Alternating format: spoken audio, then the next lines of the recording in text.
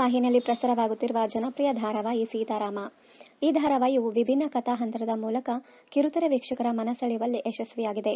ಇನ್ನು ಧಾರಾವಾಹಿಯಲ್ಲಿ ಈಗಾಗಲೇ ಹೊಸ ಟ್ವಿಸ್ಟ್ಗಳು ಕಂಡುಬರುತ್ತಿವೆ. ನಾಯಕ ರಾಮ್ ಹಾಗೂ ಸೀತಾ ಇನ್ನೇನು ಒಂದಾಗುತ್ತಾರೆ? ನಾಯಕ ರಾಮ್ ನಾಯಕಿ ಸೀತಾಳಿಗೆ ತನ್ನ ಪ್ರೀತಿ ವಿಷಯ ಹೇಳಿ ಪ್ರಪೋಸ್ ಮಾಡುತ್ತಾನೆ ಅನ್ನುವ ಸನ್ನಿವೇಶವಿತ್ತು. ಆ ಸಮಯದಲ್ಲಿ ಆತನ ಮಾಜಿ ಪ್ರೇಯಸಿ ಚಾಂದಿನಿಯ ಆಗಮನವಾಗಿದೆ. ರಾಮ್ನ ಬದುಕಲ್ಲಿ ಕಳೆದು ಹೋಗಿರುವ ಹಳೆಯ ಕಹಿಯ ಪ್ರೀತಿ ಮತ್ತೆ ಕಣ್ಣ ಮುಂದೆ ಬಂದಿದೆ. ರಾಮ್ ಆಸ್ಪತ್ರೆಯಲ್ಲಿ ಇರುವಾಗಲೇ ಆತನನ್ನ ನೋಡಿಕೊಳ್ಳಲು ಚಾಂದಿನಿ ಬಂದಿದ್ದಾಳೆ.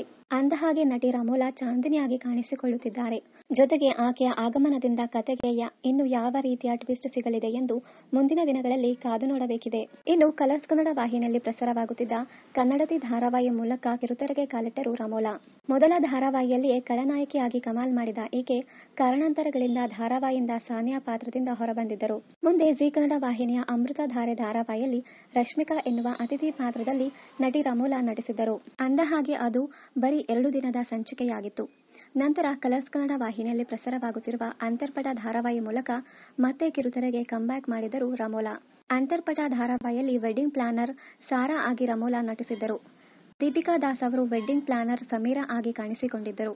ಅವರ ತಂಗಿ ಸಾರಾಳಾಗಿ ನಟಿ ರಮೋಲಾ ನಟಿಸುತ್ತಿದ್ದಾರೆ. ಅಂದಹಾಗೆ ಇದು ನೆಗೆಟಿವ್ ಛಾಯೆ ಇರುವ ಪಾತ್ರವೂ ಹೌದು. ಒಟ್ಟಿನಲ್ಲಿ ಖಳನಾಯಕಿಯಾಗಿ ನಟಿಸುತ್ತಿರುವ ರಮೋಲಾ ಇದೀಗ ಚಾಂದಿನಿಯಾಗಿ ಸೆಕೆಂಡ್ ಇನ್ನಿಂಗ್ಸ್ ಶುರು ಮಾಡಿರುವ ಸೀರಿಯಲ್ ಪ್ರಿಯರಿಗೆ ಖುಷಿ ತಂದಿದೆ. ರಮೋಲಾ ಅವರು ಚಾಂದಿನಿ ಪಾತ್ರದ ಮೂಲಕ ಕಿರುತೆರೆಗೆ ಮರಳಿ ಬಂದಿರುವ ಖುಷಿ ಒಂದೆಡೆಯಾದರೆ ಸೀತಾರಾಮ ಪ್ರೀತಿಗೆ ಮುಳುವಾಗುತ್ತಾಳಾ ಎಂಬ ಚಿಂತೆ ಇನ್ನೊಂದೆಡೆ.